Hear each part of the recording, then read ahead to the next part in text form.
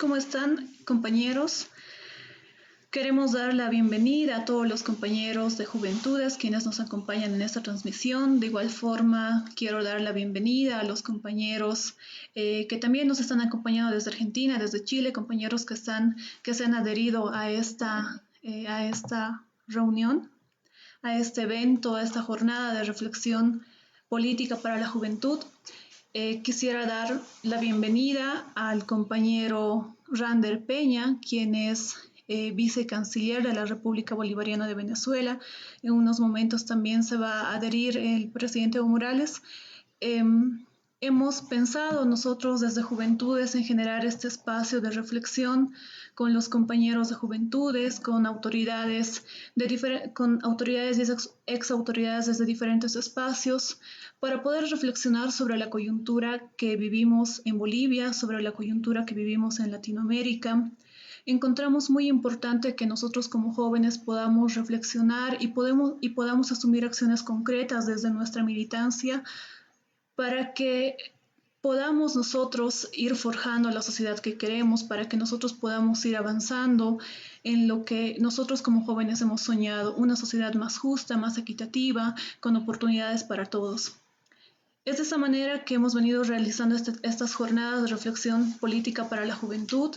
En el camino hemos encontrado a grandes compañeros, grandes compañeras que militan desde hace mucho tiempo dentro de lo que es el MAS, dentro de lo que son los colectivos urbanos, los movimientos juveniles. Es por eso que agradecemos la presencia de todos ustedes. Este evento se ha coordinado también con el compañero Marcos Choque, quien es ejecutivo de la Nacional de Juventudes, y es en ese sentido en el que vamos a ir avanzando en este evento.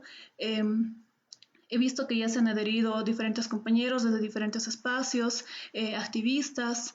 Quiero agradecer la presencia de todos ustedes, queridos compañeros, queridos hermanos. También en ese sentido vamos a dar la palabra al compañero Marcos Choque, quien es ejecutivo nacional de Juventudes del Movimiento Socialismo. Compañero Marcos, tiene usted la palabra.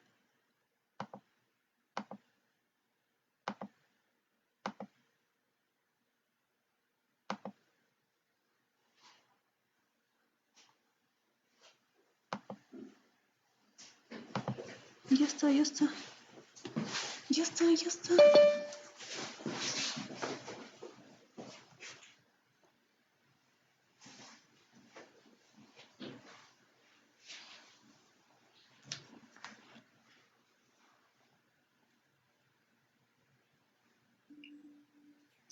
Hola, hola, ¿qué tal, hermanos?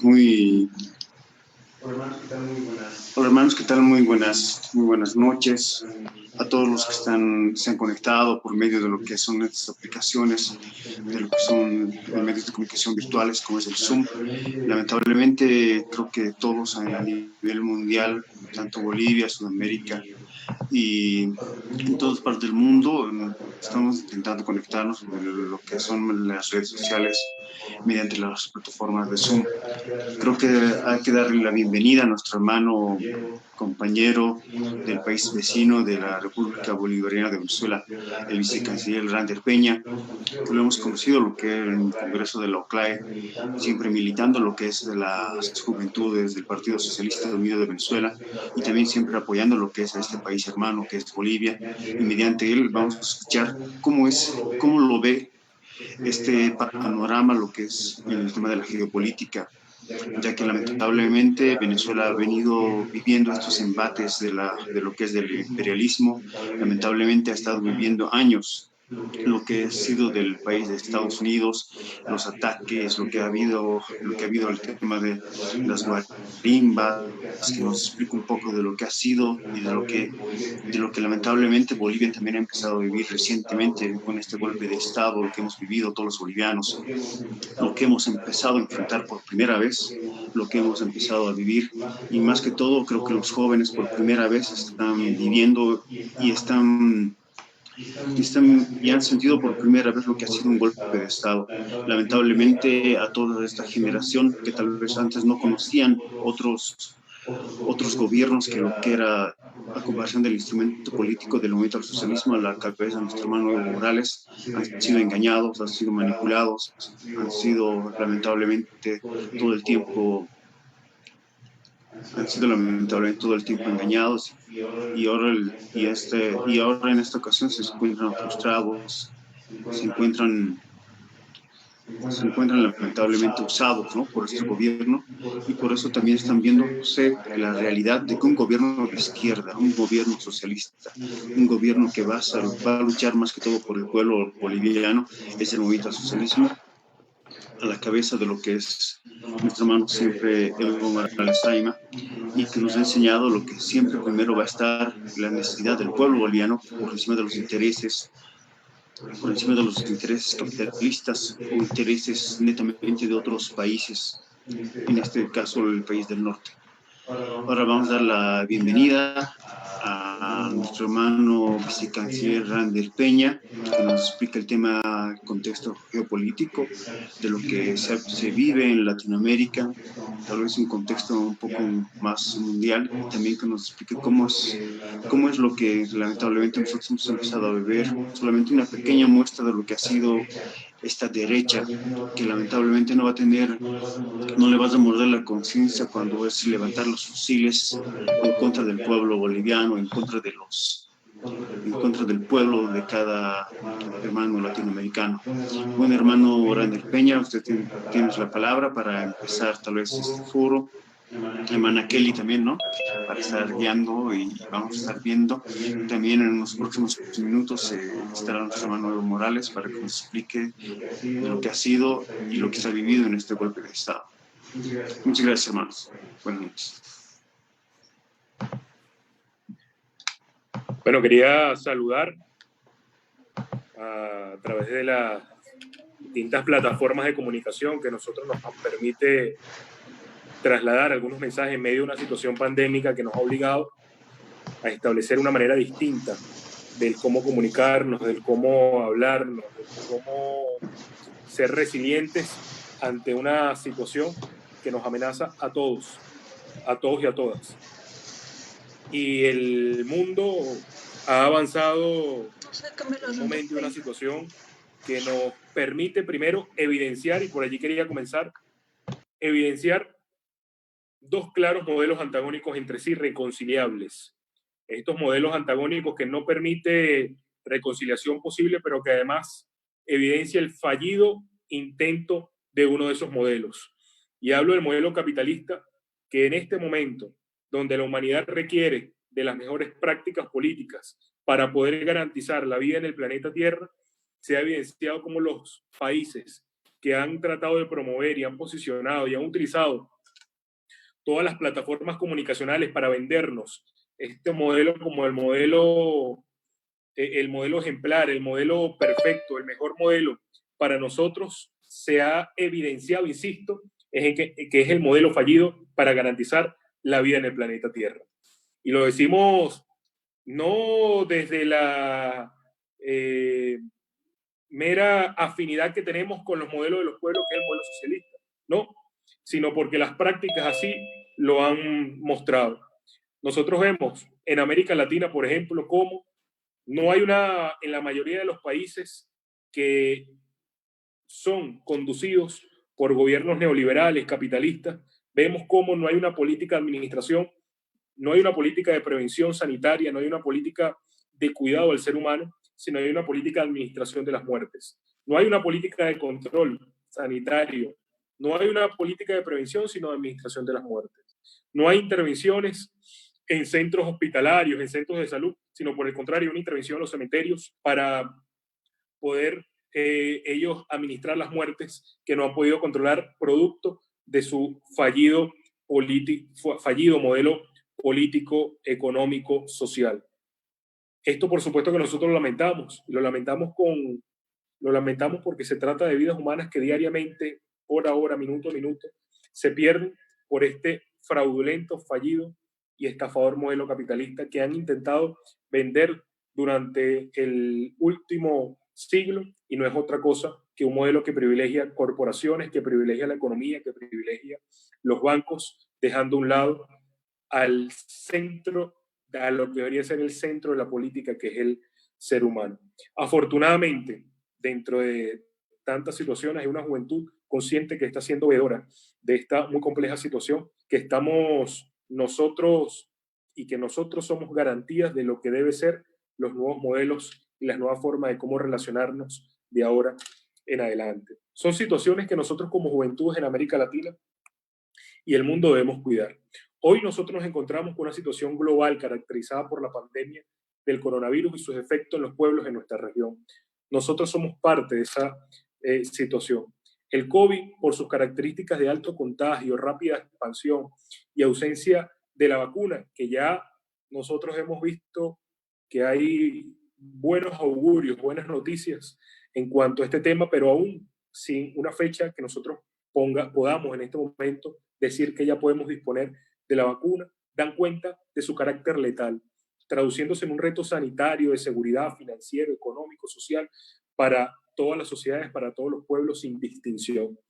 Por eso es que el gran debate en este momento, que se evidencia más que nunca, lo ha puesto sobre la palestra la terrible situación que nosotros vivimos como humanidad. La mayoría de esos estados luchan hoy contra una amenaza que se propaga exponencialmente y pone en riesgo el conjunto de su población, a los pueblos. Se habla de una guerra a nivel mundial contra un fenómeno invisible, que es la guerra en contra del coronavirus. Pero qué difícil es encontrar estados, gobernantes, que no entienden la guerra contra el coronavirus, posicionando o poniendo en primera línea de protección para proteger al ser humano, sino lo ponen en la primera línea para procurar o para afectarlos. Por lo tanto, si hay algo que yo debería destacar, hermanos y hermanas de Bolivia, de las juventudes y quienes nos sintonizan, es que nos resulta altamente preocupante que la región latinoamericana se ha convertido después de los Estados Unidos en uno de los focos más peligrosos del COVID. De la mano de los países como Brasil, como Perú, como Chile, Colombia, igualmente en Bolivia lamentablemente hay una situación de atraso en cuanto a la política de prevención.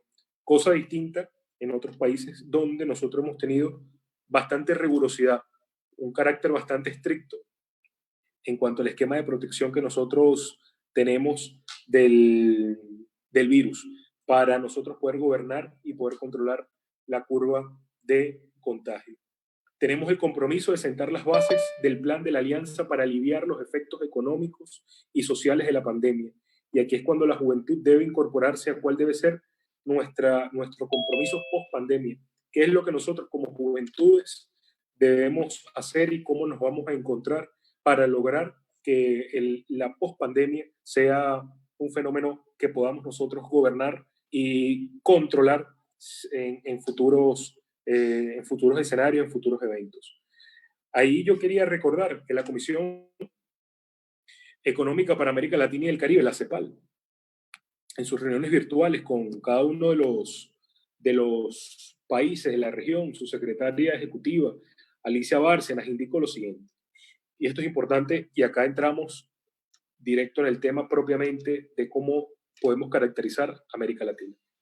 La Agenda 2030 para el Desarrollo Sostenible en el mundo post-pandemia del coronavirus nos exige más cooperación, integración regional, más multilateralismo, nuevos sectores estratégicos y mayor integración productiva, además de un régimen de producción social universal de ingresos básicos.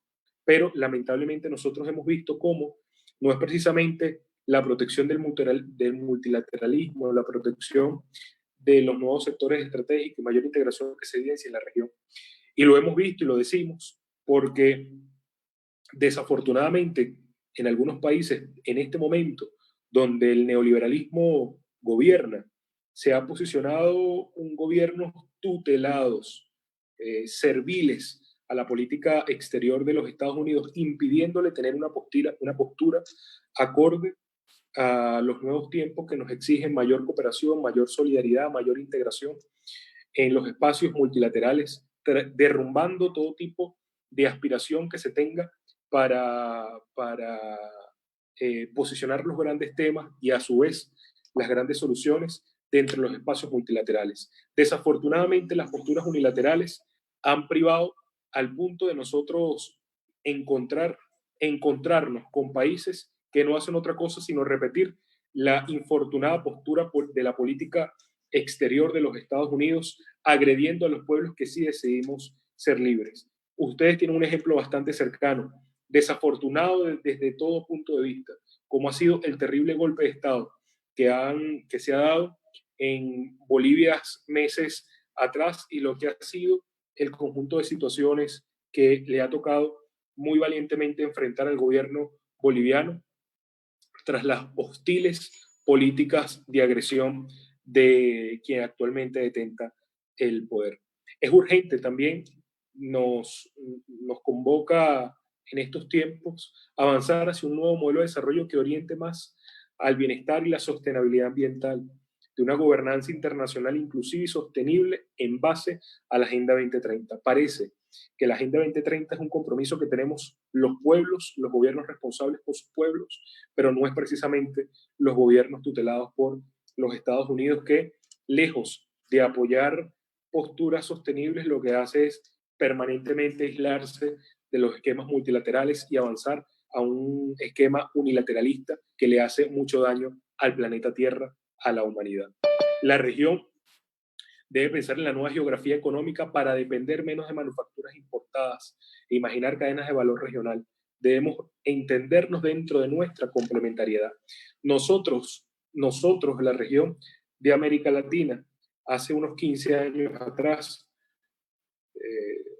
cuando estaban nuestros líderes en pleno ejercicio del gobierno, el comandante Chávez, Correa, Evo, Lula, evidenciamos que sí es posible nosotros poder establecer una cadena de valor en nuestra región que nos permita ser autosustentable, que no nos permita depender de ningún tipo de esquema internacional que termine sometiendo a los intereses regionales. Esto entendiéndonos como la patria grande. Para incidir en la nueva economía mundial, la región debe avanzar hacia un esquema de mayor integración productiva, comercial, tecnológica. Nosotros somos una región de más de 650 millones de habitantes, que seguro estoy, constituiría un importante seguro frente a perturbaciones generadas fuera de la región. Por eso es que para los Estados Unidos y para los enemigos de la Unión Latinoamericana, le es tan importante mantenernos desunidos, le es tan importante tener ese esquema dividido y esas fronteras que no solamente son territoriales, sino son humanas, tratando de establecer odios permanentes entre nuestros pueblos. Ante eso, lo que debe ser el reto de la juventud venezolana, latinoamericana, nuestra americana, de nosotros poder avanzar a establecer esquemas de mayor integración, de mayor unión política, porque divididos ellos ganan, pero unidos gana Latinoamérica, gana el pueblo nuestro americano.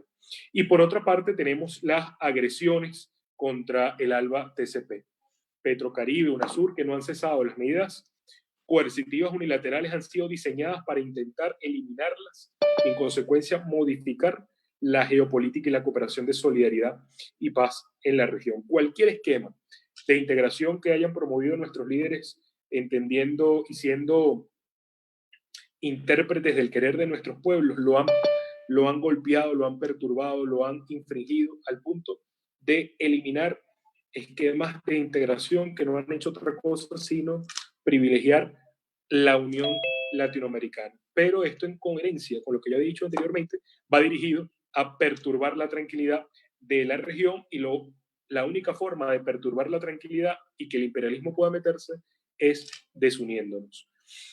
En un contexto actual que nosotros tenemos como de crisis sanitaria, social, económica, es allí donde el gobierno de los Estados Unidos sigue atacando a Venezuela, con incesantes agresiones, medidas coercitivas unilaterales, siempre en búsqueda de apoyos de gobiernos títeres que lo sigan promoviendo, apoyando en estos ataques desestabilizadores con el único objetivo principal de derrocar los gobiernos legítimos y constitucionales. De esta manera, pueden adoptar un papel de dominio. Sus intenciones se siguen evidenciando cada día, apoderarse de los enormes recursos petrolíferos de Venezuela y más recientemente de nuestras reservas de oro, que fue lo que sucedió en el Banco de Inglaterra. Los Estados Unidos nos atacan fundamentalmente por dos razones. Hablo de Venezuela en este momento. Número uno, efectivamente por las enormes reservas petroleras que nosotros tenemos, que nos ubican como la primera reserva mundial de petróleo, pero también porque somos una de las reservas y probablemente la reserva moral más importante del planeta Tierra. Y entre los recursos energéticos y la autoridad moral, política que tiene el pueblo venezolano, ellos saben que atacándonos, ellos saben que tratando de poner o tratando de colocar ellos un agente servil a sus propios intereses, pueden lograr someter al mundo entero a lo que pudiera ser el mal designio de lo que es un modelo político que en este momento, modelo político, económico, financiero, social, que en este momento se ve de manera evidente que ha fracasado, porque no permite ni siquiera proteger al propio ser humano. Las sanciones impuestas al oro venezolano son consecuencia de la política de agresión acometida por los Estados Unidos con instituciones bastante serviles, sumisas, europeas, sumisas al imperialismo norteamericano, y que esto tiene, por supuesto, una importante resonancia a través de sus aliados internacionales. Esta política, por supuesto, de agresión se traduce en las innumerables sanciones impuestas a Venezuela por el gobierno de Donald Trump en aras de presionar la salida del poder del presidente Nicolás Maduro, presidente que fue electo, y es importante que esto nosotros lo digamos permanentemente, electo por la mayoría del pueblo venezolano el pasado 20 de mayo del 2018. Cabe preguntarse, ¿quién eligió al autoproclamado presidente de Narnia, Juan Guaidó, como presidente de la República Bolivariana de Venezuela, presidente de los venezolanos? La respuesta es que nadie. Nadie los eligió, pero como es un títere servil al imperialismo norteamericano, ellos apuestan a este sujeto para que pueda ser el heredero de su macabra doctrina Monroe en Venezuela. Porque el gran debate de estos días sigue siendo el de hace 200 años atrás, entre la doctrina Monroe y la doctrina bolivariana. Y por supuesto nosotros somos los bolivarianos que potenciamos y fortalecemos la unidad bolivariana. Para terminar, yo pudiera decir que el recrudecimiento de las medidas antivenezolanas, antibolivarianas, emprendidas por el imperialismo norteamericano, generalmente van direccionadas a menoscabar nuestra economía, la economía de Venezuela, ahí golpeando permanentemente el bolsillo de venezolano, tratando de asfixiarlo económicamente. Y también hay ataques contundentes contra las operaciones propiamente de PDVSA, que es la principal industria petrolera del país. Sanciones, bloqueos, robo de activos, imposibilidad de concretar cobros internacionales. Con esto, por supuesto, coloca al país en una difícil situación de liquidez. Para que ustedes tengan un ejemplo, y acá, y con esto sí quisiera cerrar, no extenderme más, que creo que ya he hablado bastante, yo quería indicar lo siguiente. El año 2006, en Venezuela, un año de relativa tranquilidad política, económica, financiera, reelección del comandante Hugo Chávez, por concepto de importación de alimentos y medicinas, se causaron 4.000 millones de dólares. Hoy nosotros tenemos, en este momento nosotros tenemos, por concepto de las sanciones, los bloqueos, los robos de activos, la imposibilidad de concretar algún tipo de cobro internacional que afecta directamente la caja o la capacidad que tengamos nosotros de importar bienes esenciales para satisfacer la demanda nacional. Tenemos bloqueado la cantidad de recursos de 120.000 millones de dólares. ¿Qué quiere decir esto? Que nosotros en este momento tenemos la cantidad de recursos bloqueados para satisfacer la demanda de alimentos y medicinas por los próximos 30 años.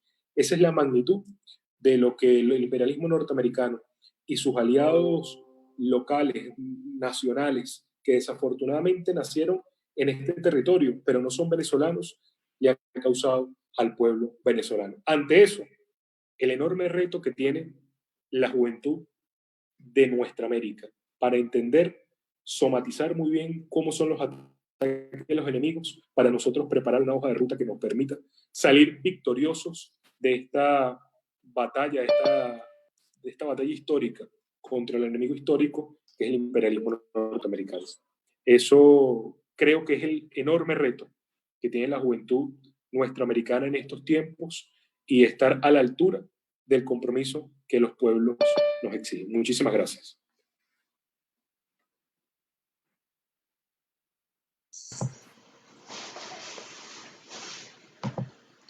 Muchas gracias, hermano Rander. Gracias por esta reflexión tan importante para la juventud y también gracias por comentarnos su experiencia desde Venezuela. Nos parece importante lo que usted nos ha mencionado con respecto al tema de los recursos naturales. Nosotros sabemos que Estados Unidos y la injerencia de Estados Unidos en Latinoamérica es precisamente para eso, para arrebatarnos nuestros recursos naturales. Y elogiamos bastante eh, la resistencia que existe en Venezuela, la formación política y la conciencia de clase que existe en la República de Venezuela. En ese mismo sentido, hermano Rander, vamos a avanzar en el sector de preguntas. El hermano Noel Choque Reinaga ha pedido la palabra para poder hacerle una consulta. Hermano Noel, tiene usted la palabra.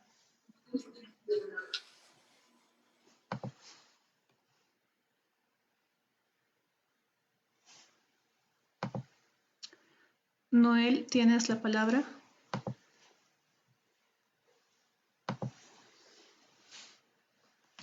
Bueno, si todavía Noel no estuviera listo, la compañera Yolanda tiene la palabra. Buenas noches. Noel, tienes la palabra. Perdón.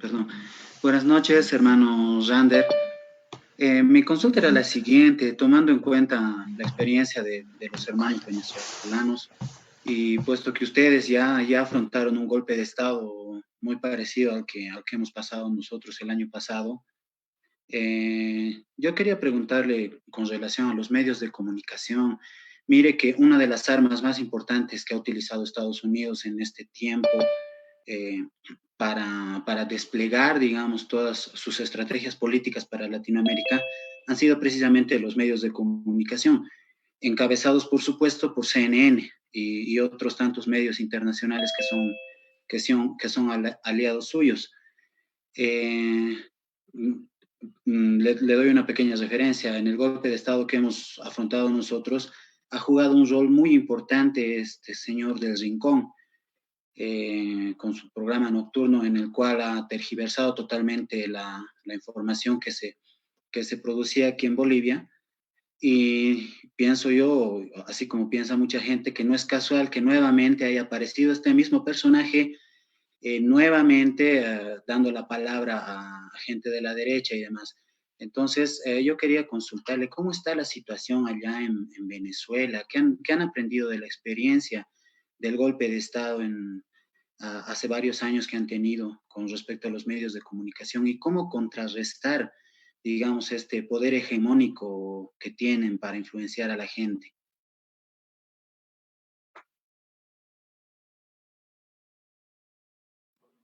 No sé si están de acuerdo a que se generen las distintas preguntas y luego hacer un comentario de cierre contestando todas o vamos contestando una a una. No sé qué opinan ustedes. Me adapto a lo que la organización decida. Gracias, compañero Rander. Vamos a ir por una pregunta más por parte de una compañera y responde a ambas preguntas. Compañera Yolanda, ¿tiene usted Entendido. la palabra? Hola, buenas noches, Rander Peña. La pregunta, ¿no? Va, ¿cómo se ha fortalecido la formación política allá en los jóvenes? ¿Y cómo están las universidades en Venezuela? Esas son mis preguntas para ustedes.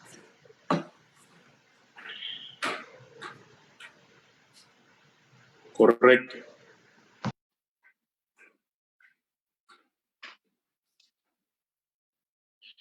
Listo, contesto entonces. ¿Sí? Sí, por favor. Perfecto. Sobre la experiencia venezolana. Efectivamente, Venezuela ha sido objeto de agresión permanente y ha encontrado el imperialismo norteamericano resonancia en el país, venezolanos que se han prestado para vulnerar, alterar la paz política en el territorio y siéndole serviles a el imperialismo norteamericano. Es una situación que no solamente se ve en Venezuela, sino que son los promotores de la doctrina Monroe que permanentemente están allí para tratar de ensuciar la Unión Nuestroamericana, para tratar de impedir que la Unión Nuestroamericana sea una realidad palpable. Como bien lo indicas, en el año 2002 Venezuela fue objeto de un golpe de Estado, consumado golpe de Estado, solamente que luego el pueblo venezolano restituyó al frente del poder político al comandante Hugo Chávez. El mismo pueblo salió a las calles y la derecha no pudo contener la situación. Estamos hablando que fue el año 2002. Pero de esa experiencia nosotros aprendimos algunas cuantas cosas. Y primero, lo importante de la organización política, la organización social es fundamental. Y yo voy a responder esa pregunta de la siguiente manera. Hay 5 elementos, 5, a mi criterio, que la revolución bolivariana tiene que le ha impedido a la derecha nacional poder tomar el poder político. La primera, la organización social y política de nuestro pueblo.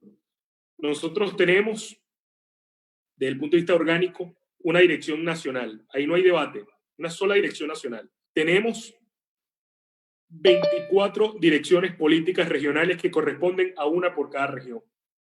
Tenemos 335 equipos políticos municipales que corresponden a uno por municipio. Tenemos 1.186 equipos políticos parroquiales que corresponden a uno por parroquia.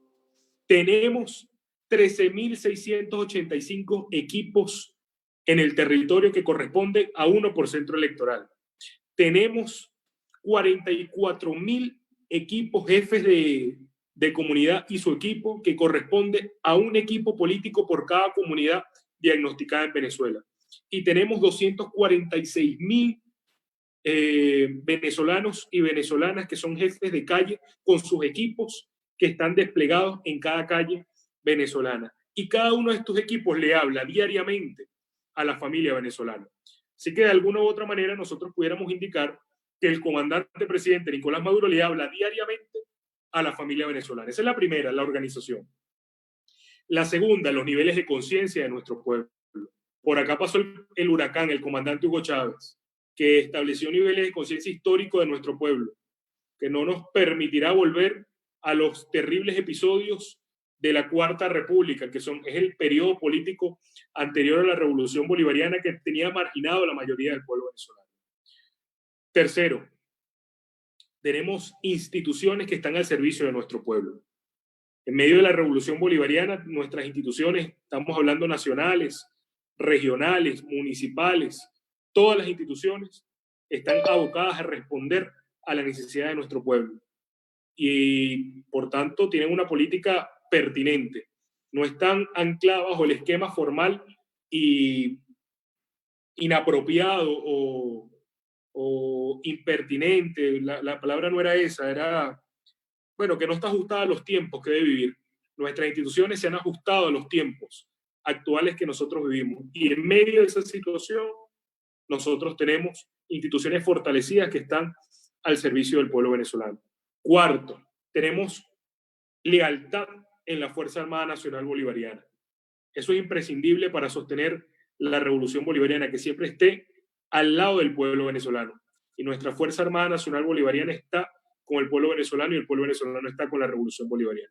Y 5, el liderazgo indiscutible del presidente Nicolás Maduro. Aquí no hay debate sobre el liderazgo del comandante presidente Nicolás Maduro. Esos 5 elementos nos han permitido a nosotros y nos sirven de experiencia en medio de tanta agresión política, comunicacional, que nos ha hecho el imperialismo norteamericano y sus repetidoras locales. Pero ante los medios de comunicación masivos, el boca-oreja entre cada venezolano o venezolana, de ese líder de calle que habla diariamente con el de la comunidad, el boca-oreja es indispensable. Ante la mentira, la verdad. Y ese es nuestro método, el método venezolano para nosotros poder mantener victorioso las ideas del pueblo venezolano, que es la revolución bolivariana. Sobre las universidades y la juventud en Venezuela, bueno, yo lo quisiera resumir de la siguiente manera. La suerte de la juventud venezolana está casada con la suerte del presidente Nicolás Maduro. Y la suerte del presidente Nicolás Maduro está casada con la suerte de la juventud venezolana. La juventud venezolana en los últimos años ha asumido espacios de responsabilidad política de primera línea, muy importantes, acompañando permanentemente al presidente Nicolás Maduro dentro del ejercicio de gobierno. Y eso ha permitido que nuestra juventud se esté forjando el calor de la lucha y la batalla popular, no solamente la social, sino en la toma de decisiones en cada una de las instituciones. Por eso es que esas instituciones que nosotros nos encontramos a la llegada de la Revolución Bolivariana, aburguesadas, desconectadas de nuestro pueblo, permanentemente va readaptándose para que esté al servicio de la demanda de nuestro pueblo, de nuestra gente. Y esto nosotros lo decimos porque nosotros tenemos ministros jóvenes que acompañan al presidente Nicolás Maduro, tenemos viceministros que acompañan al presidente Nicolás, tenemos más de 170 alcaldes de 335 que son jóvenes, tenemos más de 300 asambleístas constituyentes de más de 500 que hay que son jóvenes. Eso significa que la Revolución Bolivariana está garantizada más allá de la hora, está garantizada en el tiempo, porque la juventud bolivariana, la juventud venezolana, garantiza la revolución más allá de la hora. Eso habla de la permanencia de la Revolución Bolivariana en el tiempo. Y sobre las universidades hace rato dejó de ser el principal reto de la Revolución Bolivariana en cuanto a su acceso. Nosotros pudimos resolver este asunto y cada estudiante que sale de la educación secundaria tiene garantizado el acceso a la universidad. Hemos municipalizado la educación universitaria, la hemos garantizado y es una educación que permanentemente va forjándose para llegar a los mayores niveles de calidad que exige la Revolución Bolivariana para, en medio de tantos bloqueos y hostilidad, poder superarlos y poder derrotarlos y poder salir victoriosos junto a nuestro pueblo. Nuestras universidades tienen el enorme reto de ser universidades pertinentes al país, que estén pensando permanentemente en las necesidades que nuestro pueblo tiene para procurar sus rápidas soluciones. Así andan nuestras universidades, así anda nuestra juventud. Afortunadamente, y con esto cierro, y esto es una máxima, es importante nosotros decirlo, y si hay alguna conclusión que yo quisiera llegar en este momento, es lo que voy a decir en este momento. No se puede contar la historia de la Revolución Bolivariana sin la juventud. La juventud ha sido clave para la historia que se está escribiendo de la Revolución Bolivariana, pero aún más clave de la historia que está por venir. Muchas gracias.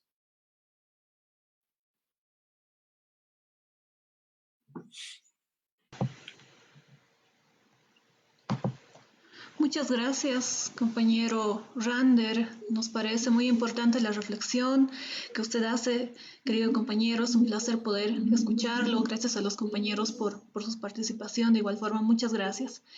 De igual forma, queridos hermanos, queridos compañeros de diferentes sectores de juventudes, también queremos dar la bienvenida a nuestro líder, a nuestro hermano Evo Morales Saima, quien fue primer presidente del Estado Plurinacional de Bolivia, quien el día de hoy se va a referir a los jóvenes, quien nos va a hablar precisamente sobre la injerencia de Estados Unidos en Bolivia.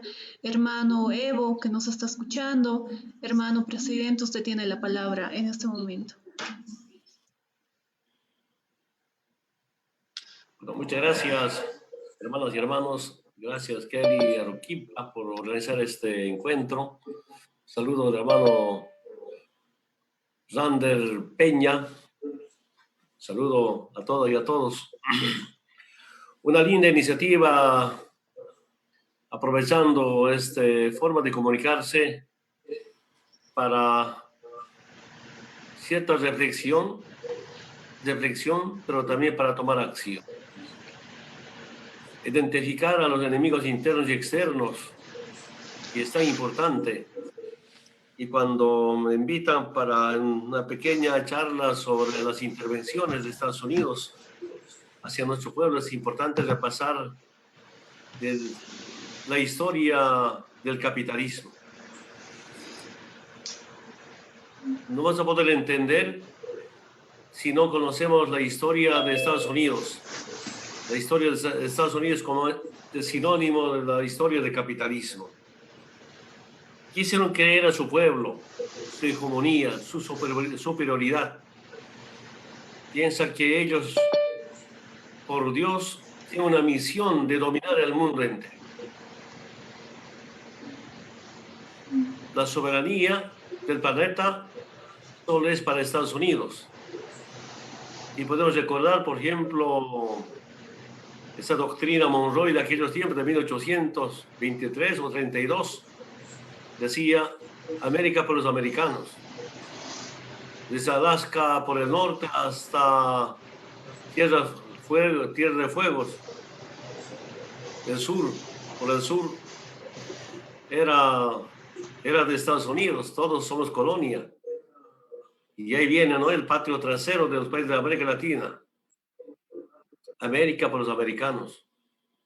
Así nos hicieron entender. En las intervenciones, sobre todo, están basadas en el control de los recursos naturales.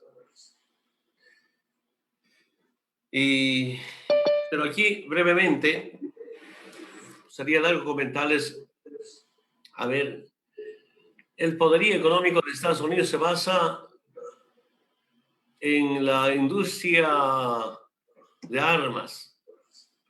Yo diría que Estados Unidos no vive sin armas, su economía son guerras. El enemigo mayor de los Estados Unidos es la paz. La paz con justicia social es la muerte de las políticas de imperio, del capitalismo. Yo sigo convencido, hermanas y hermanos, el peor enemigo de la vida es el capitalismo. El peor enemigo de las nuevas generaciones es el capitalismo. Una cosa es la propiedad privada, todos tenemos propiedad privada. Pero una cosa son las transnacionales. ¿O te puede traerme el cargador? Cuando estaba muy jovenzuelo, en debate que teníamos de la Confederación Sindical Única de Trabajadores Campesinos de Bolivia, algunos compañeros que decían, no ha habido ningún descubrimiento de América, antes llamada Viviana. No llegó la civilización, solo llegó la civilización. Eso me enseñaron a mí. Y un poco recordando esta pandemia, para mí, a lo mejor estoy equivocado, la pandemia es parte de una guerra biológica. Hermano Rander, seguramente también mayor información. Hace tiempo atrás yo leí algunos reportes y que decía, en la política del nuevo orden mundial es importante una planificación de reducción a la población innecesaria. ¿Y cuál es esa población innecesaria?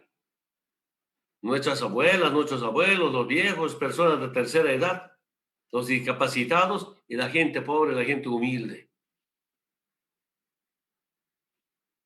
Esta llamada coronavirus parece parte de esa política de reducción a la población innecesaria. ¿Por qué digo eso? Hace 3 semanas debe ser, un periodista norteamericano siempre se contacta con nosotros para algún reportaje, alguna entrevista. Después de la entrevista yo le pregunto, ¿cómo está la pandemia en Estados Unidos? La gente se muere en la calle, es normal en la cama, en las casas, así como en Bolivia, ¿cómo estamos? Pero ¿quiénes mueren? Migrantes latinos, afrodescendientes, la gente pobre. Pregunto, ¿cuánto cuesta una atención a algunas clínicas privadas? Cuesta por lo menos $20,000, $30,000. Acaba de comunicarme, de vecino en Cochabamba. Juntos hemos empezado dirigentes sindicales con David Herrera. Sus hijos lastimados y no encuentran terapia intensiva, ni el sector privado. Y da miedo ir al hospital, como dicen algunos compañeros, ir al hospital e internarse es como el preludio de muerte. Donde salud está privatizada, por más potencia que sea como Estados Unidos, ¿quién resuelve nada? Estados Unidos tiene más muertos de todo el mundo.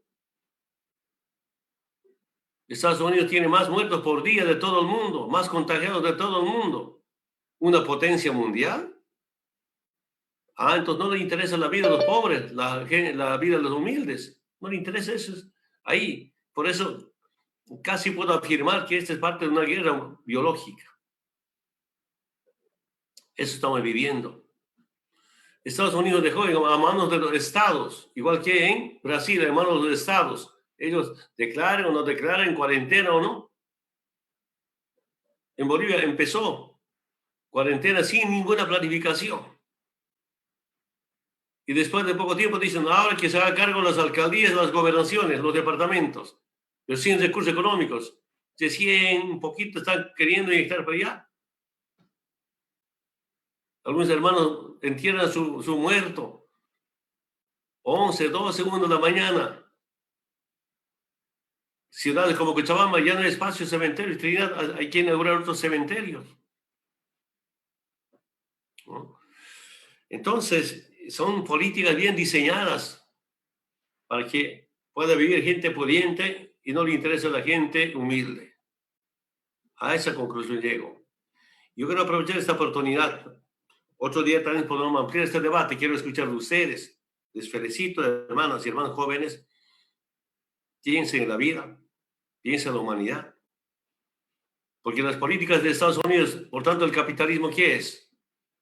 Expandir su territorio con invasiones, con bases militares, imponer su forma de vida, que es individualismo, consumismo, lujo.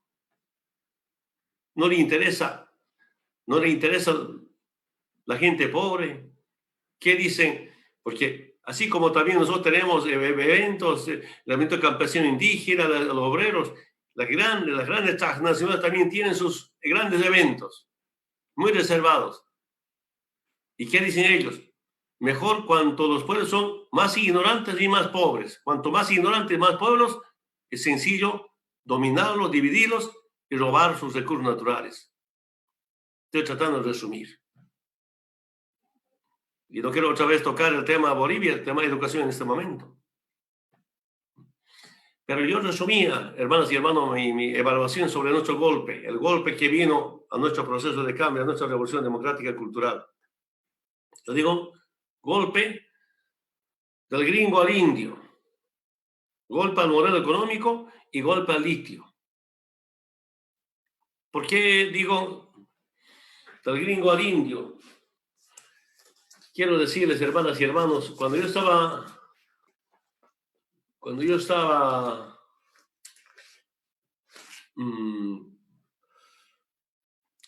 diputado, perdón, un ratito, perdón. Voy a buscar mi chanchulla por si acaso.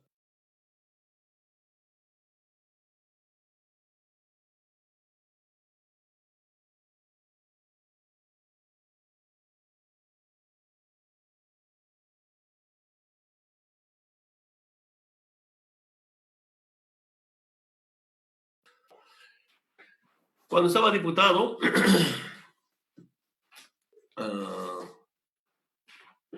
él hizo llegar un proyecto de ley, el partido de Rubén Costas. Ese partido político viene del feudalismo de aquellos tiempos. ¿Qué es eso? Viene, que era el feudalismo de aquellos tiempos, los hacendados terratenientes. Por sea, entonces 50.000, 30.000 hectáreas tenían 200 ganados de vacuno, unos 50 caballos, un tractor, palas, picos, por decir, y decían 20 indios más. Eso lo vendían a otro que quiere comprarse la hacienda. Los llamaban las familias cautivas. Eran como de su propiedad, en deshacendado. Se convierte en falangismo y bancerismo, la dictadura de 7 años. Después del bancerismo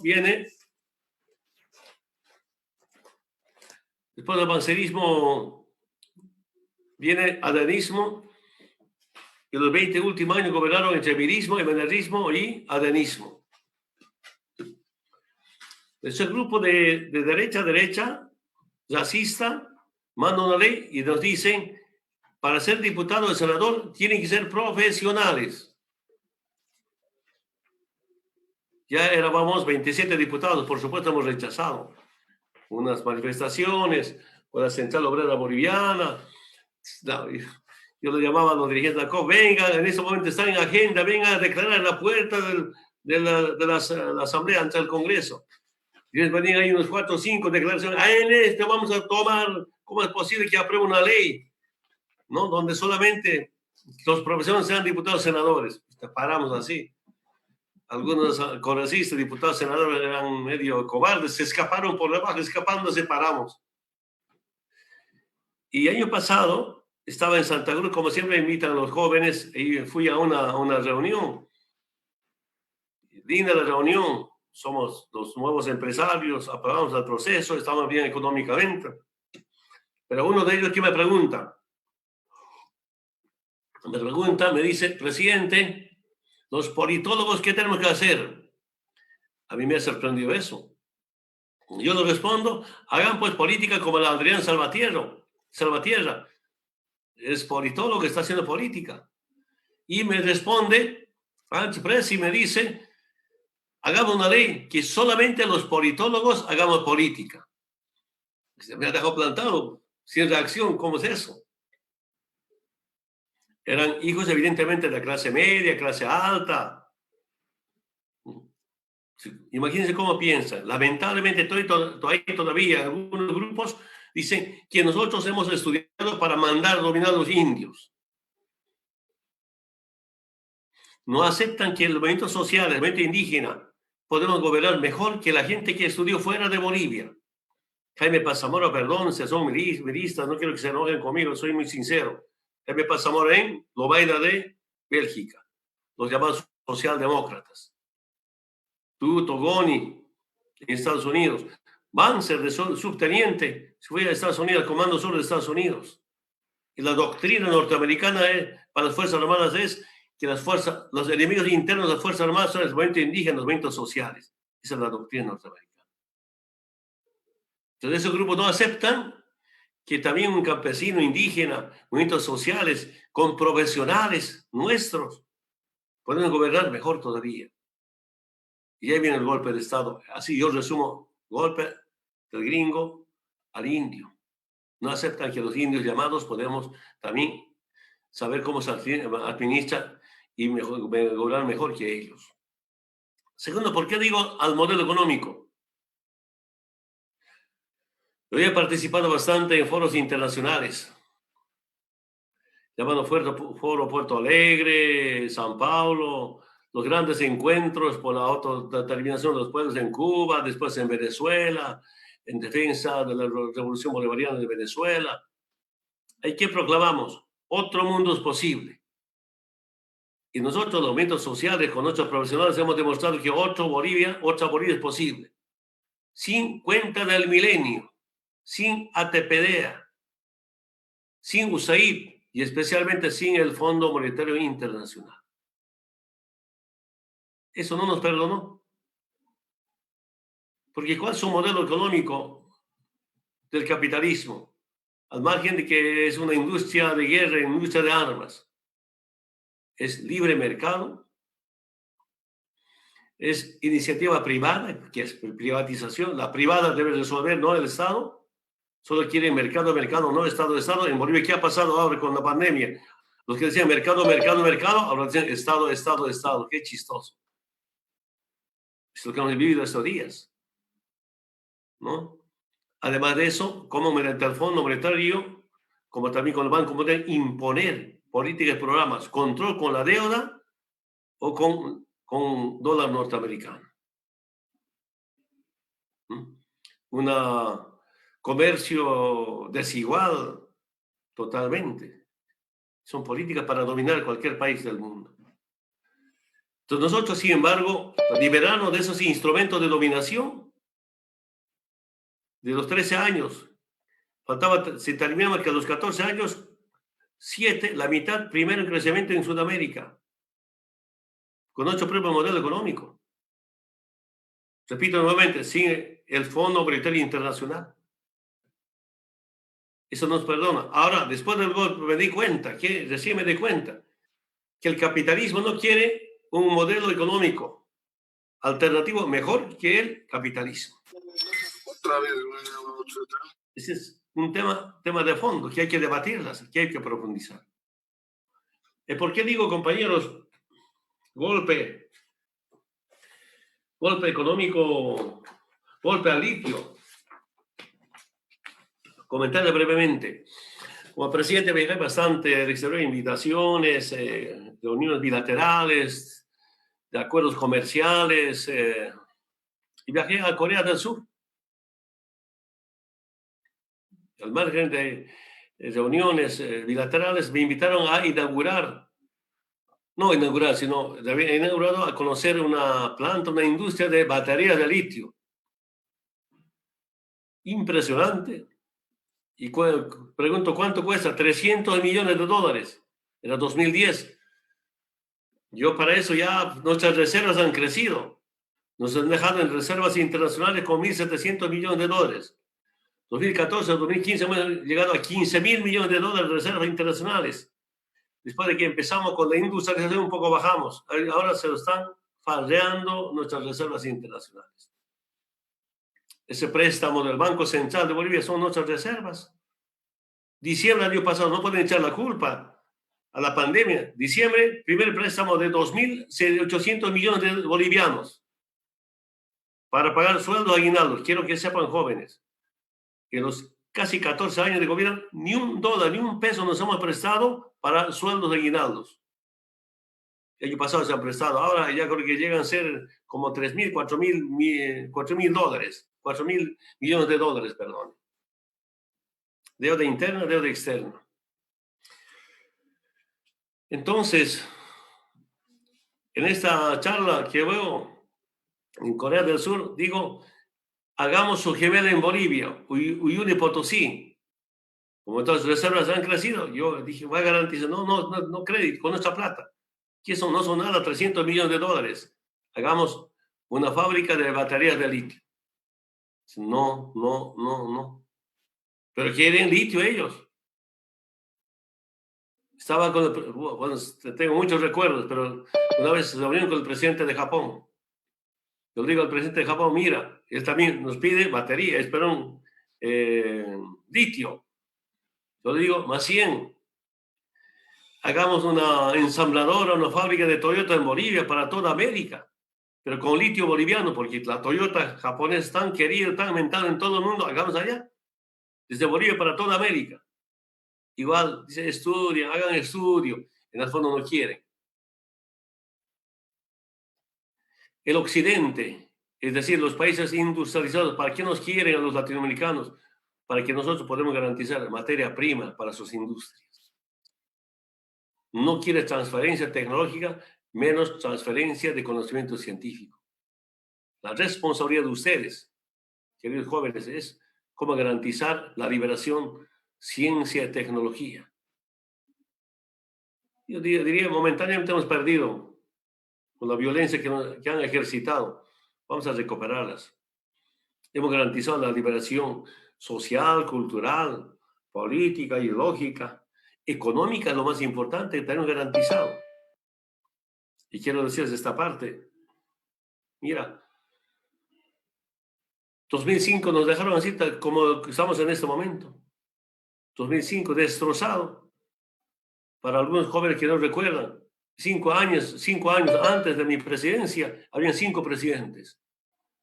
2001, Banzer, se iba. 2002, Tuto. 2003, Gómez. 2004, Mesa. 2005, a 21 de enero de 2006, doctor Eduardo Rodríguez. Un presidente limosnero. Por entonces no teníamos ninguna experiencia. Hemos aprendido, hemos levantado Bolivia. En 8 meses nos han destrozado Bolivia. Vamos a levantar, estamos preparados. Cada día hablando 1 o 2 veces con el compañero Lucho. Ese programa que tenemos para el 2020, hay que cambiar, hay que modificar el programa rumbo al Bicentenario 2025. de emergencia, ahora hay que invertir, ¿dónde sacar plata? Estamos debatiendo eso. ¿Y por qué digo, compañeros? Golpe al litio. El senador Richard Black, senador republicano, senador del gobierno del presidente de Estados Unidos, ¿qué dijo en diciembre del año pasado?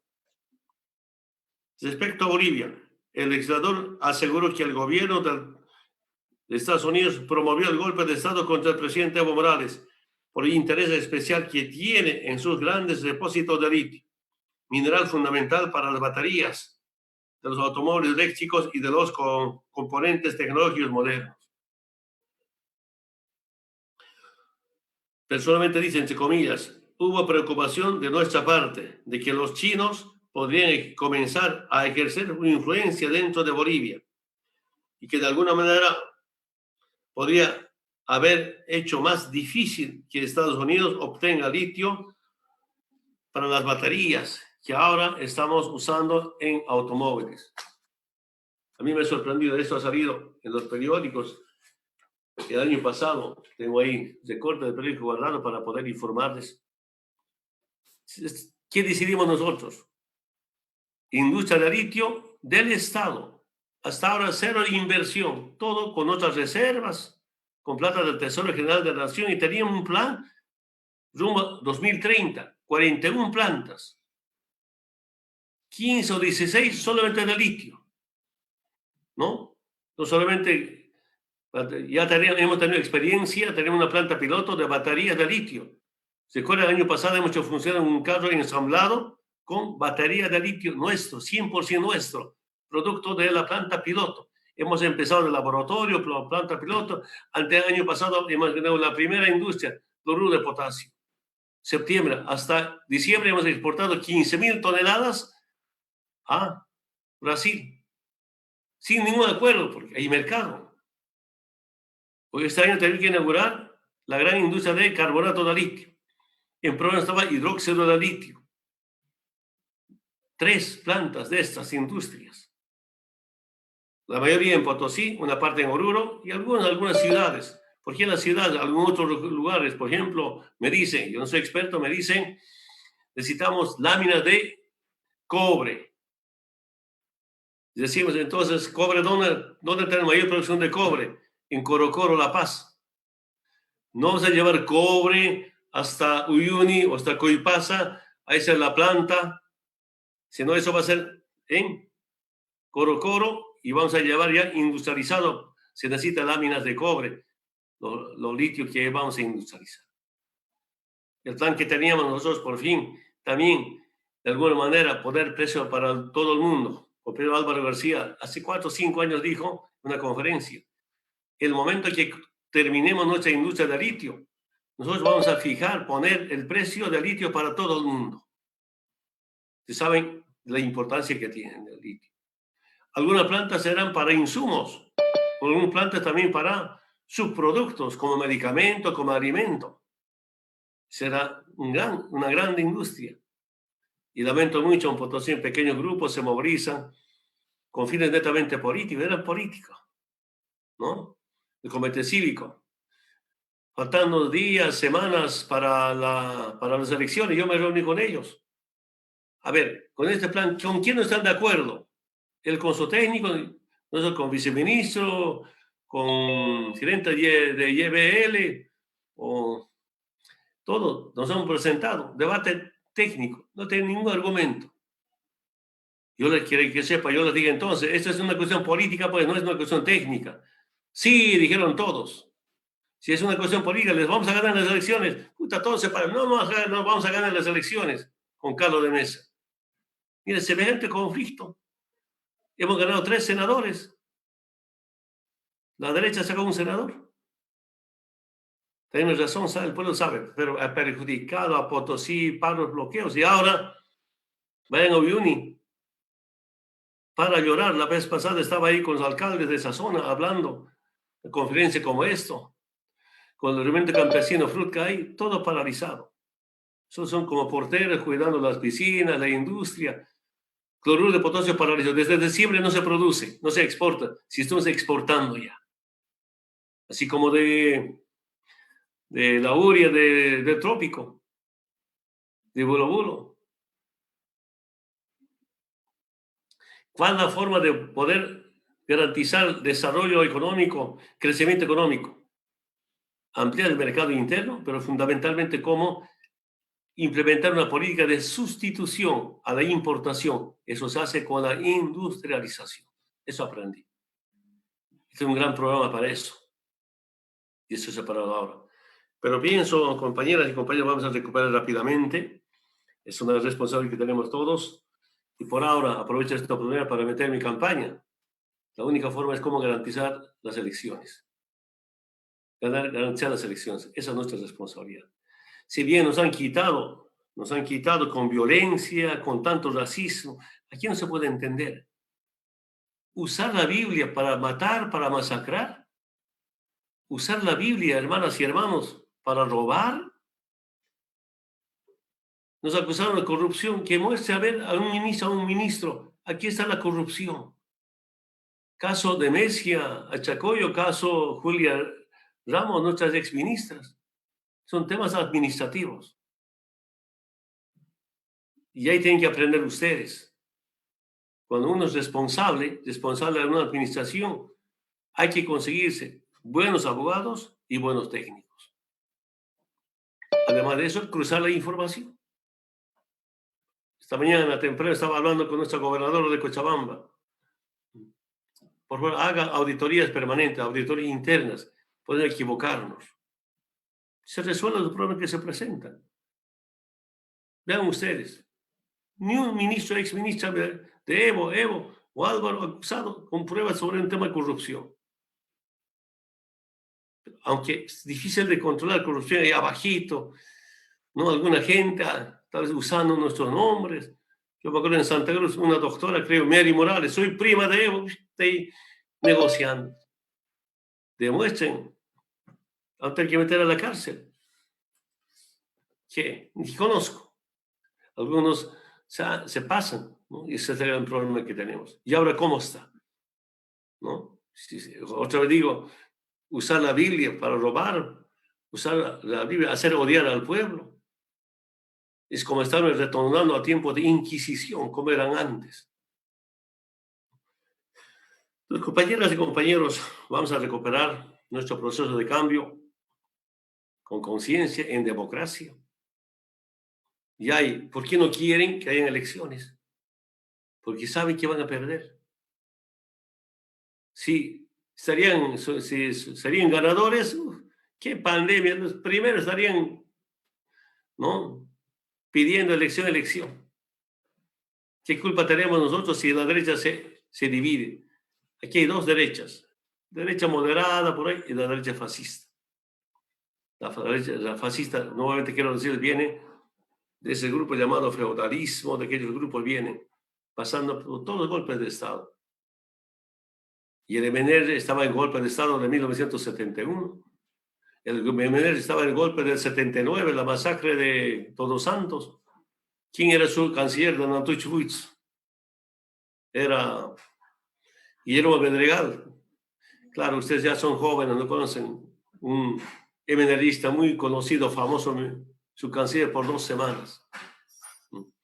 Hermanas y hermanos, nuevamente saludar esta clase de conferencia. Hagan por departamento, vean ustedes la forma. Que algunos compañeros inviten, felicito por acompañar al compañero Lander, exponga, que nos ayude de otras partes, tal vez de Cuba, de otros países, de Nicaragua, al Rafael, que nos exponga. Si no se escucha, yo puedo decir que expongan, ¿no? Comentemos. Es formación, es ideologización. Yo debo reconocer nuestro error. Ustedes saben que 3 millones de bolivianos pasaron a la clase media. Ahí no más ideologizado. Contentos, se olvidaron de dónde vienen, querían más, como se da más, quieren más. No, ya. No toman en cuenta de dónde viene, por qué los resultados. Y ahora dice, vamos a bajar por un 3.5% la población, este año va a bajar a la pobreza. Seguramente sus padres, ustedes, ganaban de trabajador de sueldo, tenían su ahorrito. Y más de los 100 días de cuarentena, se acabó su sueldito. ¿Ahora dónde? ¿Cómo? Estamos en esa situación. Comercio paralizado. Pero los grandes comerciantes, sus negocios de Doria Medina, otros siguen sin problemas. Y el comercio para el pequeño, mediano, paralizado. Somos los que respetamos la cuarentena, pero los otros grandes no. De pollos, todo. Su pretexto que hay que hacer alimento. Pero para el pequeño no hay mercado. Y otro será motivo de estudio. Yo no estoy viviendo por obra de Morillo, usted está viviendo, están viendo, tomen nota, anoten todo lo que está pasando, de acá a poco tiempo reflexionar. ¿Cómo se usó la pandemia? ¿En beneficio de quiénes? Es el debate que vamos a sostener de acá a poco tiempo. Muchas gracias, hermanas y hermanos. ¿Hay alguna pregunta?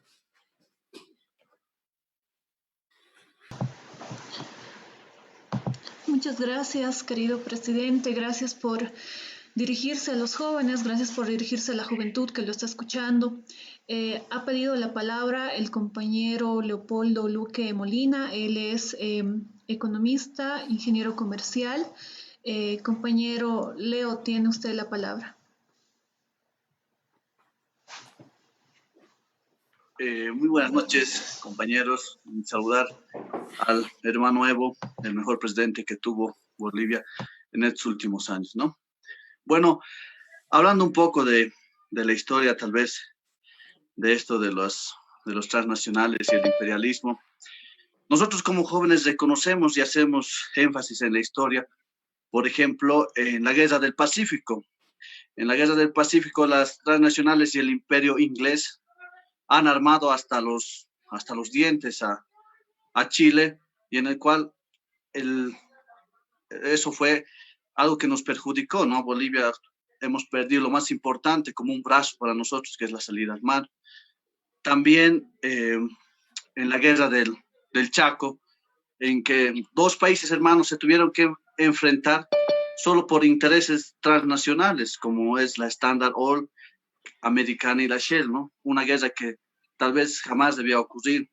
Y actualmente vemos que las mismas transnacionales y el imperio quieren apropiarse de nuestros recursos naturales, ¿no? Como es el caso del litio. La historia nos ha demostrado que estas transnacionales y el imperialismo ha sido para Bolivia realmente devastador, ¿no?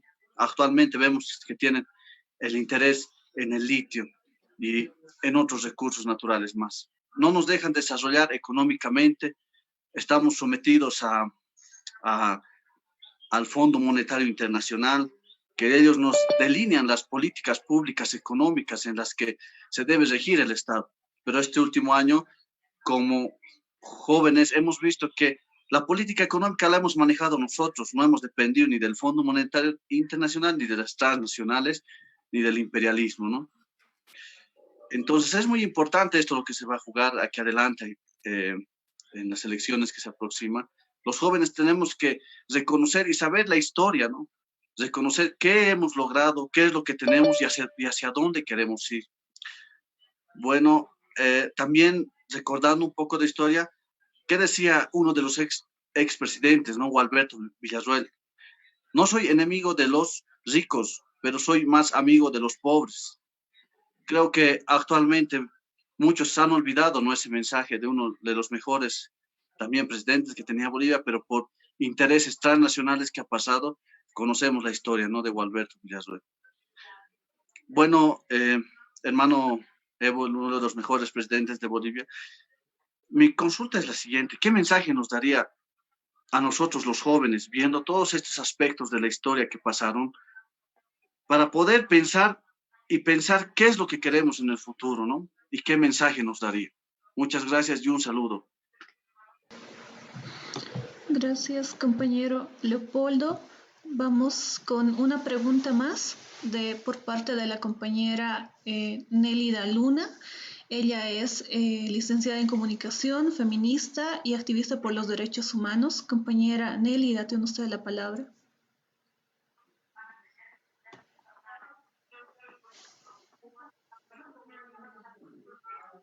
Nélida. Buenas tardes, compañera Kelly. Buenas tardes, hermano Evo. Buenas tardes al compañero Rander Peña también. Un saludo a la distancia, ¿no? Y bueno, pues a todos los que nos van siguiendo mediante las redes sociales. Bueno, cabe resaltar, ¿no? Que el injerismo de Estados Unidos en Bolivia no es de ahora, esto ya viene desde hace mucho tiempo.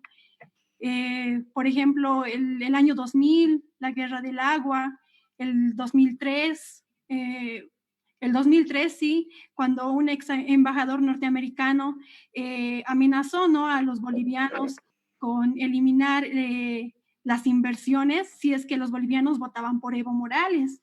El 2008 también, cuando Philip Goldberg, diplomático norteamericano, él, intentó bloquear, ¿no?, la aprobación de la Constitución Política del Estado. Entonces, hermano Evo, yo quisiera que usted nos pueda contar, no sé, alguna anécdota que haya tenido dentro de su lucha sindical como dirigente durante esos tiempos. Por ejemplo, yo recuerdo cuando para entonces era niña, ¿no? Tenía 6 años, si más no recuerdo. Veía ahí por la tele, lo veía usted luchando, ¿no? Luchando por su pueblo, veía a la gente muriendo en inmediaciones de la Plaza Murillo, los tanques. Era muy triste, ¿no? Y todo eso. Y yo pensé, al igual que muchos jóvenes, que ya nunca más íbamos a volver a esos tanques, ya nunca más íbamos a ver esas peleas que existían. Y bueno, hermano Evo, yo quisiera que usted nos pueda contar alguna anécdota que haya tenido, no sé, agresiones quizá, dentro de su lucha sindical como dirigente.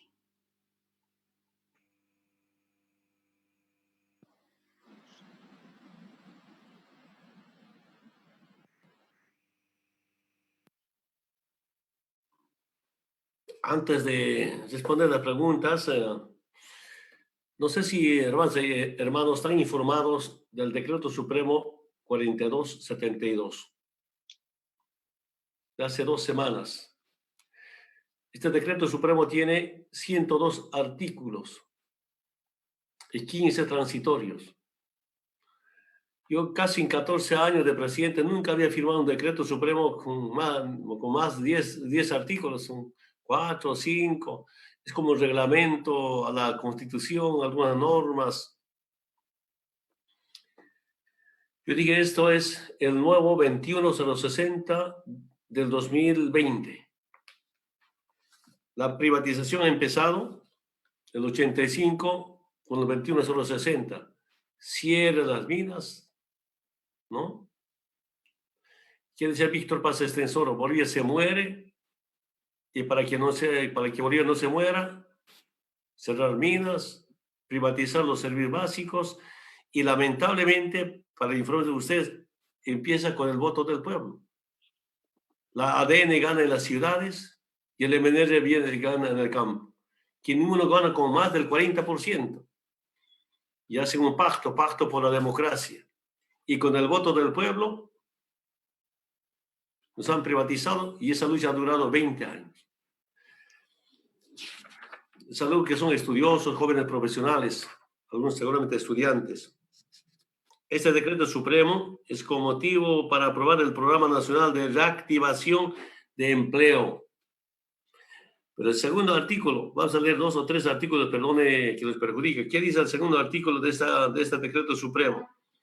Se aprueba el programa como un conjunto de medidas desarrolladas en el presente decreto supremo en un marco de disciplina fiscal y ajustes administrativos en el sector público, es el Estado.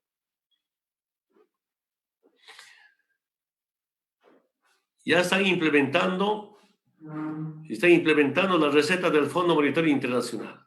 ¿Qué es disciplina fiscal? Recaudar platita de impuestos solamente para pagar funcionarios, servidores. Con esto no hay inversión social especialmente. Generalmente dicen ajustes estructurales. Aquí dice administrativo, también es lo mismo. Acá, una parte dice, este año hay que reducir el presupuesto de en 15% en la inversión pública, menos en las Fuerzas Armadas de la policía, también salud y educación, después reducción de todos. Puedo comentar muchos temas, pero disciplina fiscal y ajustes administrativos. El Fondo Monetario Internacional, por tanto, el sistema capitalista no quiere un Estado que invierte, no quiere un Estado que produce, no quiere un Estado que genera divisas, quiere solamente un Estado regulador, regula nada más. Eso hemos vivido los 20 años, todo privado. Acá hay, por ejemplo, créditos de 120 millones de bolivianos para la micro pequeña empresa, pero para la banca privada, 18 mil millones de bolivianos. Aquí ya no hay programa social solidario de viviendas. Si quieres casa, ganar 3 mínimos nacionales, sueldo. No tener más de 30 años. Mira, nosotros hemos creado Bandepro. Con el 21/60 eliminaron el Banco Agrícola. Querían reponer Banco Agrícola, pero aquí no solamente es pequeño productor, Banco Agrícola, sino todos, micro, pequeña empresa. Por eso hemos creado Bandepro, Banco de Desarrollo Productivo.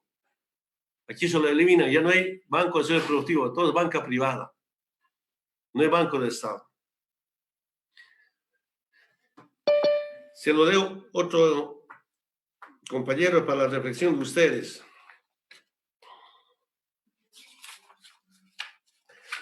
Mira, sobre las empresas públicas, nuestras industrias, nuestras fábricas. 84. Las empresas públicas cuyo patrimonio pertenece en un 100% al nivel central del Estado deben presentar un plan de factibilidad de corto plazo para que exponga información suficiente para determinar la sostenibilidad de la empresa pública. Párrafo 3 del mismo artículo 84. Queridos jóvenes, ¿qué dice aquí? El plan de factibilidad de corto plazo deberá evitar considerar como supuesto la erogación de nuevos recursos por parte del Estado. Cero de inversión del Estado en nuestras fábricas. Cero de inversión para ampliar el aparato productivo, por favor. Es todo privatización. ¿Remata con qué? Aquí está también para los transgénicos, sería harto comentarles. Artículo 79, sobre la inversión privada. Escúcheme bien. El Estado promoverá la inversión privada en proyectos de desarrollo económico social a través de los siguientes mecanismos. A, concesiones. B, alianzas estratégicas. 80. En el marco de la Constitución Política del Estado y demás normativa vigente, el Estado podrá otorgar al sector privado la construcción, administración, mantenimiento u operación de una obra, bien o servicio en aquellos sectores que puedan ser concesionadas. Podrá otorgar en concesiones administración de una obra, bien o servicio. ¿Qué son bienes? Nuestro patrimonio, las fábricas, las industrias. ¿Qué es servicio? Servicios básicos, privatizar salud, educación, luz, agua, telecomunicación cuando estaba privatizado antes, internet, transporte. A este paso van a privatizar teleférico. La privatización de educación este año ya ha empezado, no sé si ustedes se dan cuenta. Por ejemplo, cero de presupuesto para nuevos ítems. Cero de incremento salarial. ¿Qué hacen los gobiernos neoliberales para que fracase la educación pública? No hay inversión para nuevos colegios, no hay incremento salarial, sino poquito después de 3, 4 semanas de huelga, de hambre, paros. No pagan mensualmente, puntualmente los salarios para que los maestros estén una semana en huelga, no por vagos ni por flojos, sino provocan que la educación pública esté mal y el padre responsable que se lo lleve a su hijo a la educación privada. Este año, repito, pregunta a sus papás, o tal vez están informados, 0 de presupuesto para nuevos ítems. Y no hay incremento salarial para los maestros. Ya empiezan a aplicar la receta del Fondo Monetario Internacional. ¿Con qué nosotros pagamos rentas, bonos? Con las utilidades que nos dejan las empresas públicas. Como está privatizado, ¿de dónde va a haber plata para pagar rentas y bonos? Solo comento 2 ejemplos. Cuando llegamos al gobierno, Entel estaba en manos de italianos. 2007, 1 de mayo de 2007, nacionalizamos. 2006, ¿cuánto era utilidad de Entel privatizada, Entel de los italianos? $70 millones, ganancia. Los italianos se lo llevamos eso a Europa. Algunos quedarán para mantenimiento, pero era utilidad. 2007 nacionalizamos. Yo me acuerdo, 2017, 18, $140 millones de utilidad de Entel. Una parte gastamos para Juancito Pinto, Renta Dignidad. AVE, la Agencia Espacial Tupac Katari, nuestro satélite. 2017, creo, 2018, ha puesto $50 millones para Juancito Pinto.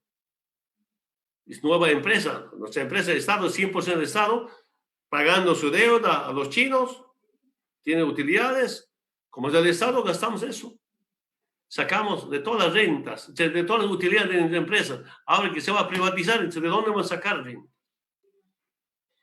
Mi reflexión, compañeras y compañeros, yo le digo, ayúdenos como jóvenes. Entren en internet, por correo, la Gaceta Oficial, está el Decreto Supremo. Aquí está plata para transgénicos. Para el pequeño productor, 0. No hay nada. Yo sigo convencido, frente a la crisis sanitaria, humanitaria, alimenticia, el pequeño productor con la madre tierra va a salvar la crisis alimenticia. Estoy convencido. No porque era pequeño productor. Cuando vuelva yo voy a ir al Chapar, un día les voy a invitar, vamos al taller, al seminario en Michaco, algunos cosechando coca, otros cuidando a Tambaquí, va a ser mi piscina de Tambaquí.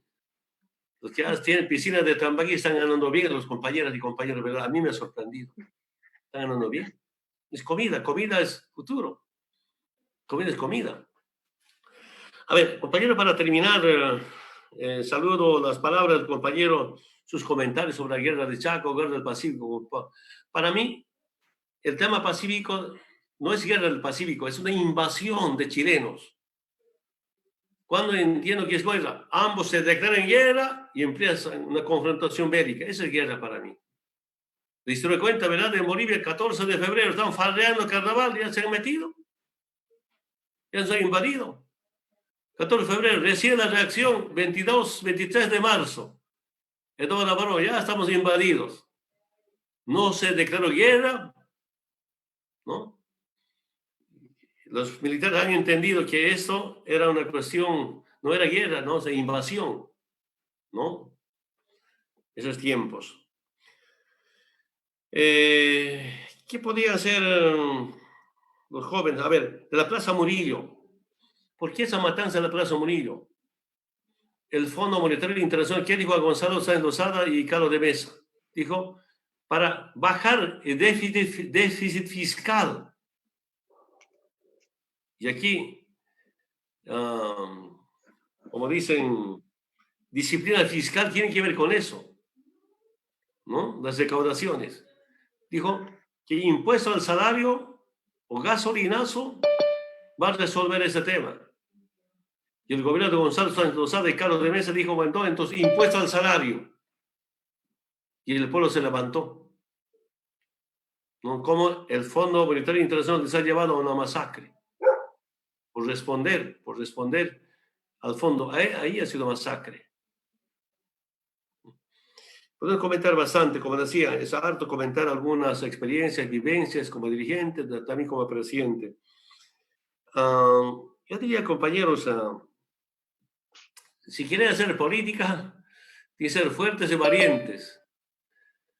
La política es tan sucio, hay que ser duros, fuertes. Yo en algún momento me preguntaba, ¿por qué he llegado a la presidencia sin formación académica? Yo me respondí de manera muy sencilla, que he llegado a la presidencia con la verdad y con la honestidad. Y no solamente tener ambiciones personales de grupos, pensar en Bolivia. Nuestras marchas desde el trópico de Cochabamba siempre han sido por la dignidad, por la soberanía.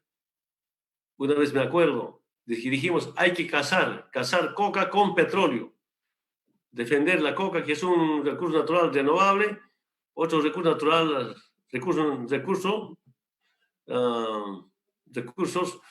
no renovables con petróleo. Hay que casar, hay que nacionalizar el petróleo. Nunca se hablaba de gas en el petróleo.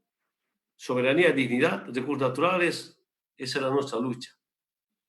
De algún sector, ustedes son de región, sector, está bien, la lucha por una reivindicación, la lucha por la reivindicación sectorial, regional, pero fundamentalmente la nacional. Y para eso hay que identificar los enemigos, ¿no? Desde la colonia, la república, en tiempos neoliberales. Pero quisiéramos una juventud más humana, más solidaria, revolucionaria, alegre, ¿no? Siempre hay problemas en la familia. Podemos estar ahí en grupo. Yo me acuerdo con la Silvia que ha fallecido, con la Leonilda. Los tres llorábamos a puertas cerradas. Tantas acusaciones, tantas difamaciones. Y a veces en tiempos de avance, retuto, cada semana tenían muerto a bala. En el día tenían 3 muertos a bala. A veces las bases te echan la culpa a vos, al dirigente. Pero frente a las bases, ¿qué vamos a estar llorando? Con fuerza, alegre, animando, uniendo. Lo más difícil es unir al pueblo. Eso es lo más difícil. No es sencillo, los jóvenes salgan a aceptar con los mayores. Ese es el gran complejo que tenemos. Peor todavía si es mujer y joven. Doble delito.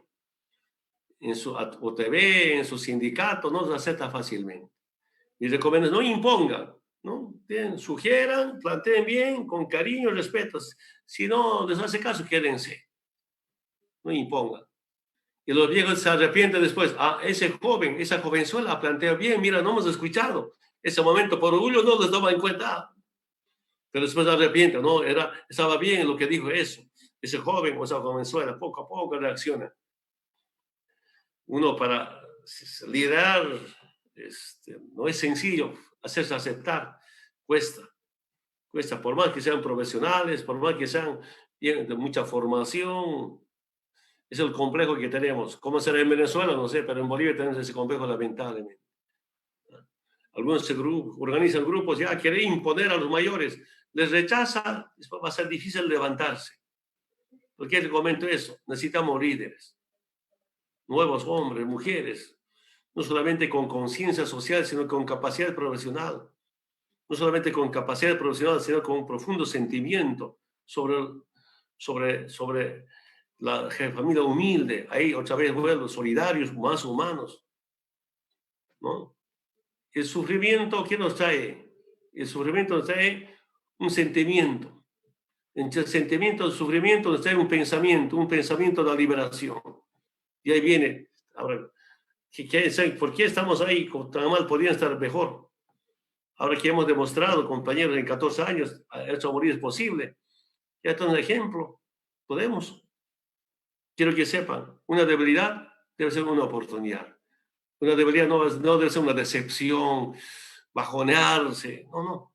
En lo pequeño, mediano, grande. Una debilidad, una oportunidad. Yo le dije a Lucho, ya, ahorita estamos en debilidad. Bolivia está mal.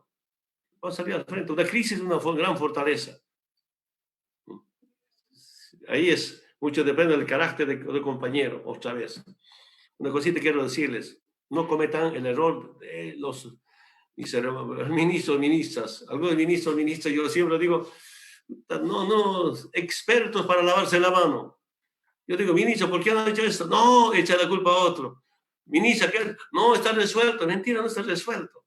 Todo está bien. Lamento tener ese complejo. Yo digo, mis ministros son buenos para lavarse la mano, por eso no se enferman con H1N1. Pues para lavarse la mano. no cometan ese error. Les digo, es mejor decir, hermana y hermano, me olvidé, hermana y hermano, me equivoqué. Somos seres humanos, nos equivocamos. Eso a mí me ha ayudado bastante en la dirección sindical. ¿Cómo no nos va a equivocar? Es de conocer, me equivoqué. Nos equivocamos, nos olvidamos. Pero uno siempre quiere echar la culpa, quiere, todo está perfecto, quiere... No, eso, perdone, jóvenes, no quiero que se sientan, se molesten, solamente les comento mi experiencia, ¿no? Muchas gracias nuevamente, gracias, esta otra oportunidad, vayan organizando, comuníqueme con anticipación.